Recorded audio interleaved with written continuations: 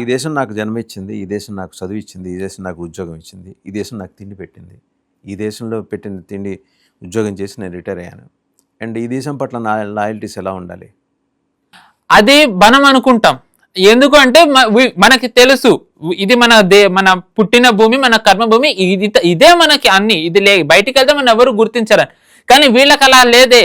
వీళ్ళు ఎవరి కోసమైతే వీళ్ళు ఈ రోజు అంత బాధపడుతున్నారో వాళ్ళ కాన్సెప్ట్ ఏంటి? Bleed India with 1000 cuts.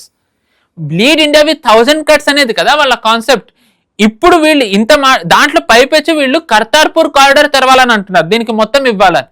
వీళ్ళకి సిక్కుల మీద అంత ప్రేమ ఉంటే ఇది మాట్లాడే టైంలో 125 పురాతనమైన గురుద్వారాన్ని కూల్చేశారు పాకిస్తాన్లో.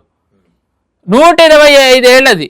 అండ్ వీళ్ళ కర్తార్పూర్ది ఇక్కడ సిక్కుల మీద ప్రేమ ఉందంటే ఎవరు నమ్ముతారు? అంటే నరేటివ్ డ్రివెన్, అంటే అంటే వీళ్ళేమో ఇక్కడ సభలు పెడతారు. మనం ఎప్పుడు ఈ మొహమాటాలు ఆపేస్తామండి? అంటే నెరేటివ్ బిల్డింగ్ విషయంలో ఎందుకు మనం వెనకబడి ఉంటాం? అసలు లేవు నెరేటివ్ బిల్డింగ్ లో. నేను లాస్ట్ టైం చెప్పిందే ఇప్పుడు చెప్తున్నా, ప్రభుత్వం ఎంతన్నా మంచి చేయనివ్వండి, మీరు నరేటివ్ పుష్ చేయనంత వరకు మీరు ఎంత మంచి చేసినా జనాల్లోకి వెళ్ళదు. నన్ను అడిగితే ఇప్పుడు పెట్టుబడుల ఉపశమనానికి ఒక మంత్రి శాఖ పెట్టినట్టు నెరేటివ్ బిల్డింగ్ కోసం ఒక మంత్రి శాఖ ఉండాలి, ఖచ్చితంగా ఉండాలి. ఐఎన్బి ఉంది, అదే వదిలేయండి. ఇన్ఫర్మేషన్ బ్రాడ్కాస్టింగ్ చేయకనే కదా నేను విడిగా నిద్రపోతున్నారు వాళ్ళు. ఉన్న వాళ్ళే ఏం చేయట్లేదు, మనం కొత్త వాళ్ళ నుంచి ఏం ఎక్స్పెక్ట్ చేస్తాం? కొత్త వాళ్ళు ఇప్పుడు మీకు గుర్తుందా, డిస్ఇన్వెస్ట్మెంట్ కి మినిస్టర్ పెట్టినప్పుడు ఫస్ట్ అరుణ్ శౌరి గారు వచ్చారు.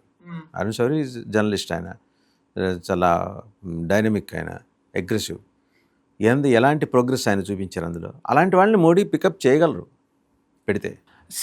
Operation Sindoor was a military success, but అది ఒక narrative failure, political failure, narrative failure. అది నిన్న కేసీ వేణుగోపాల్ ఆయన వచ్చి ఏం మాట్లాడతాడండి, ఇంత బాగా లెటర్ రాసి 6 గురించి అప్పుడు తప్పు చెప్పారు రాజ్నాథ్ సింగ్ గారు, ఎవరు పోలేదని. తర్వాత వాళ్ళకి ఇచ్చిన అవార్డ్స్, వాళ్ళకి ఇచ్చిన ఆయన మరణానంతర పురస్కారాలతో పాటు ఆ కుటుంబాలకి ఆనర్ చేస్తూ చేసినవి అన్ని అఫీషియల్ గా. మురళీ నాయక్ చనిపోతే మనం ఎంత పెద్ద ప్రాసెస్ తీసాం. ఆయన కోసం ఊరు నడిచింది. ఆయన మృతదేహం వస్తే, భౌతికాయం వస్తే, మరి ఇవన్నీ కనబడలేదా కాంగ్రెస్ వాళ్ళకి? కాంగ్రెస్ కి ఎప్పుడు భారతదేశ హితం కనబడింది? రఫేల్ కూలింది, ఎన్ని రఫేల్స్ కూలాయి అని అన్నారు. కాంగ్రెస్ కి భారత్ గురించి ఎంత ఆలోచిస్తుంది అంటే, ఒక ఎగ్జాంపుల్, మనం ఆపరేషన్ సింధూర్ మనం సక్సెస్ అయిందని మనం విదేశాలకు వెళ్ళి ఎంపీలను పంపించాల్సిన దుస్థితి ఎందుకు వచ్చింది మనకి?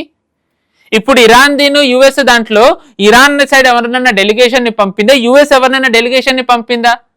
పంపలేదే. మనం పంపించుకోవాల్సిన దుస్థితికి వచ్చామంటే మన సైడే ఉన్న వాళ్ళు పాకిస్తాన్ పాట పాడుతుంటే ఏం చేస్తాం మనం?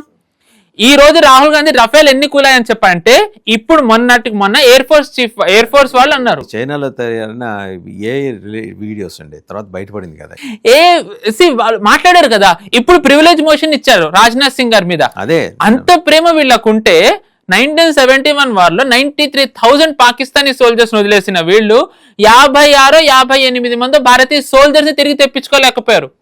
71 అంత సక్సెస్ అని వీళ్ళు చెప్పినప్పుడు 58 సోల్జర్స్ ఎందుకు తెప్పించుకోలేకపోయారు?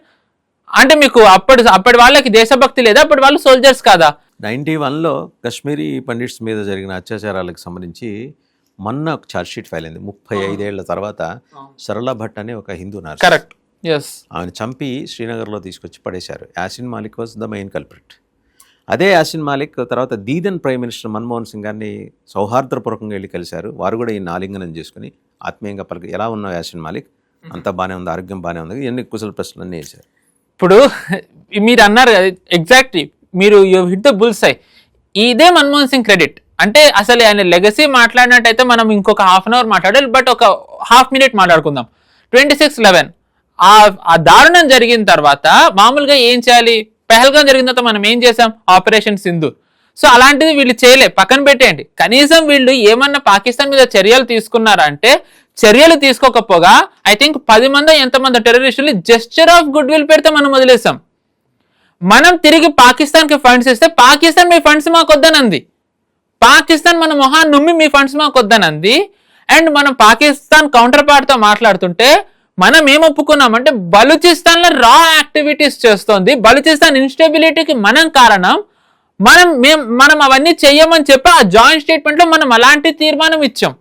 సంతకాలు పెట్టాం కదండి మన్మోహన్ సింగ్ గారు. ఎస్. సో వీళ్ళకి దేశం మన మధ్య లేడు కాబట్టి మాట్లాడుకోలేం కానీ ఇంకా లేరు కాబట్టి మాట్లాడుకోలేమంటే కనుక వాళ్ళు చేసిన ఘనకార్యాల వల్ల ఇప్పటికీ దేశం అన్ని అనుభవిస్తోంది కదా.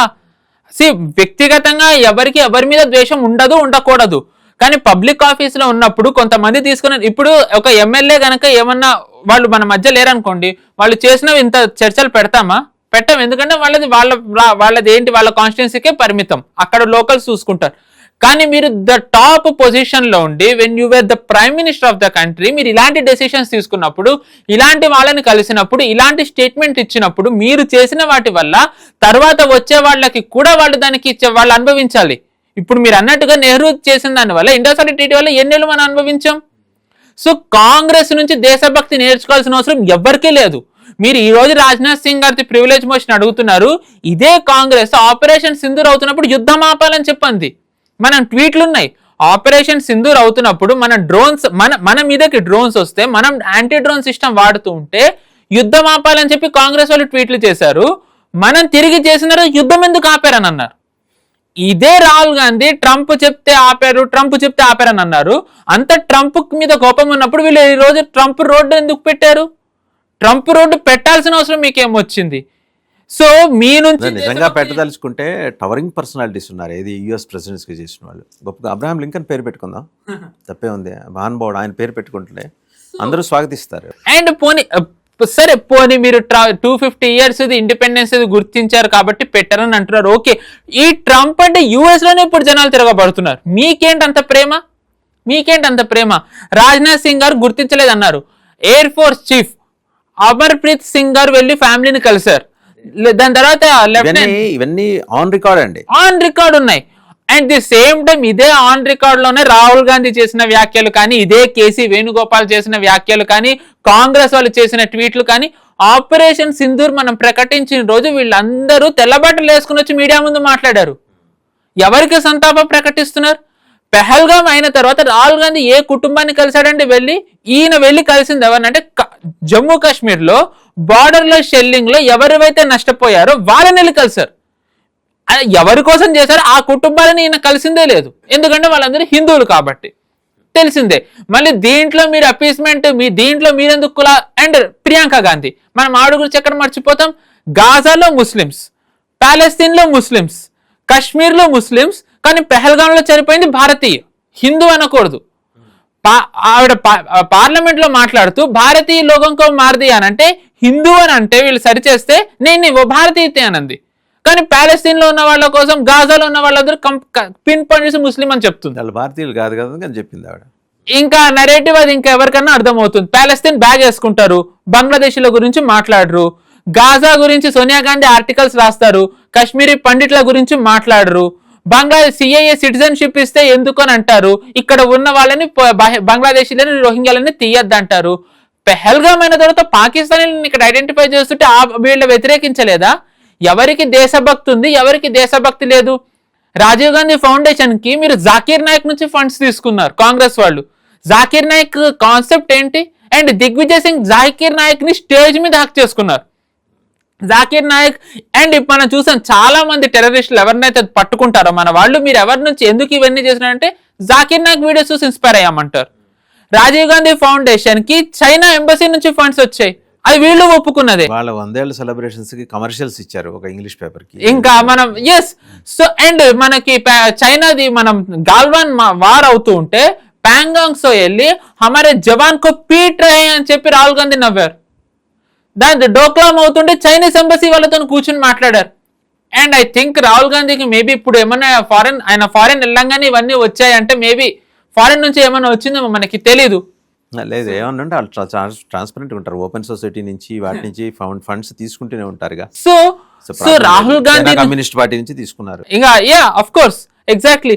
సో రాహుల్ గాంధీ నుంచి, కేసీ వేణుగోపాల్ నుంచి, కాంగ్రెస్ నుంచి దేశభక్తి నేర్చుకోవాల్సిన అవసరం ఈ దేశ ప్రజలకి లేదు. కమింగ్ టు ఈ సింధు వాటర్ ట్రీటీ అండి, ఇప్పుడు వాళ్ళ మెయిన్ కన్సర్న్ ఏంటి? ఎవరిని ఇందులోకి ఇన్వాల్వ్ చేసి మన మీద ఒత్తిడి తీసుకురావాలనుకుంటే, అంటే మనం లొంగేది లేదనుకోండి, చాలా స్టబన్గానే ఉన్నాం. వాడు ఉగ్రవాదం ఆపితే సస్పెన్షన్ ఎత్తేస్తారు, నీళ్ళు వెళ్తాయి. అండ్ ఇంకోటి డైవర్ట్ చేయడం ద్వారా ఇప్పుడు 3-4 రాష్ట్రాలు బెనిఫిట్ అవుతాయి. కరెక్ట్. అండ్ ఎంటైర్ దేశంలో కి ఇరిగేషన్కి మొత్తం ఈ వాటర్ రివర్ లింకింగ్ ప్రాజెక్ట్ ద్వారా 40% మొత్తం సస్యశ్యామలం అయిపోతుంది ఎంటైర్ కంట్రీలో. అండ్ ఢిల్లీ లాంటి నగరాలకి 88 నగరాలకి డ్రింకింగ్ వాటర్ ఇవ్వచ్చు. కరెక్ట్. ఇంత వ్యవస్థ దాదాపు ఎంత నిన్న లెక్కేస్తా అంటే 1280 అదేదో ఒక ఎకరాలు మిలియన్ ఏకర్ ఫీట్ ఎత్తుంట. అంటే 88 ఢిల్లీ లాంటి నగరాలకి, లేకపోతే రాష్ట్రాలు కనుకుందాం, ఆ సైజులో ఉన్న నగరాలు ఉంటాయి కదా, వాటికి డ్రింకింగ్ వాటర్ ఇవ్వచ్చు నిరంతరాయంగా. ఇలాంటి అద్భుతమైన అవకాశాన్ని పండిట్ నెహ్రూ గారు బాగా ఆలోచించి ఎంతో విజ్ఞతతోటి వదిలేసుకుని 80% వాళ్ళకి ఇచ్చారు. ఇప్పుడు దాన్ని ఏమన్నా ఇప్పుడు దీని మీద మనం కూడా మాట్లాడాలి కదా. కరెక్ట్. చరిత్రని ఎవడు దాయలేడండి. 100%. నాళ్ళు మనం మూసేస్తాం, ఏమైనా భూగర్భంలో తాళలేసేస్తాం. ఎవడో వచ్చి పగలగొట్టి తీస్తే మొత్తం చరిత్ర అంతా ఇది చరిత్ర అని చెప్తాడు. ఇప్పుడు తీస్తున్నారు, అదే వీళ్ళందరికీ బాధగా ఉంది, ఎందుకు మీరు మాట్లాడుతున్నారు అని. సో అగైన్ మీరు అడిగిన ప్రశ్నకి ఇప్పుడు ఏం జరగబోతోంది అనేది మనం ప్రధానమంత్రి లేకపోతే హోమ్ మినిస్టర్ వరకే వెళ్ళక్కర్లే. వాటర్ మినిస్టర్ క్లియర్గా చెప్పారు, పాకిస్తాన్కు ఒక్క చుక్క నీరు కూడా ఇవ్వము అని. దానికి మేము డ్యాములు అన్నీ కడతామని. చివరికి ఏవైతే అక్కడ డ్యామ్స్ ఉన్నాయో మామూలుగా ఎండిపోయినవి, ఆ డ్యామ్ క్లీనింగ్ కి కూడా ఇండస్ వాటర్ ట్రీటీలో మనం క్లీన్ చేసుకోకూడదని ఉంది. మోదీ గారే స్వయంగా చెప్పారు. మన పాకిస్తాన్ మీద మనకి ఎంత కన్సర్న్ ఉందంటే, సరే డ్యాములు మనం కట్టకూడదు, ఉన్నవి మనం వాడకూడదు, సరే ఆ డ్రెడ్జింగ్ కి కూడా వీళ్ళు ఎందుకు పర్మిషన్ ఇవ్వాలి, అది కూడా ఇండస్ వాటర్ ట్రీటీలో పెట్టాల్సిన అవసరం ఏమొచ్చింది. సో అగైన్ ఇందాక అన్నట్టుగా పాకిస్తాన్కి ఒక్క చుక్క నీరు వెళ్ళదు. కానీ దీనిని అంటే ఈ టైంలో ఒక నెరేటివ్ ఏం నడుపుతారంటే, ఆల్రెడీ అది వర్క్ ఇన్ ప్రోగ్రెస్. ఏంటి అంటే భారత్ శాంతి చర్చలు కోరుకుంటోంది పాకిస్తాన్తో, పీస్ టాక్స్ కోరుకుంటోందని అని వాళ్ళు నడుపుతారు. అండ్ ఇక్కడ ఉన్న మన దాంట్లో ఉన్న కొంతమంది ఎవరైతే దేశద్రోహులు ఉంటారో వాళ్ళు లెఫ్టిస్ట్ మేధావులు, వాళ్ళు దేశద్రోహులు ఎలా అవుతారు? Sorry I correct my self, leftist మేధావులు వాళ్ళందరూ కూడా ఏంటంటే దీన్ని వాళ్ళు యాంప్లిఫై చేస్తారు.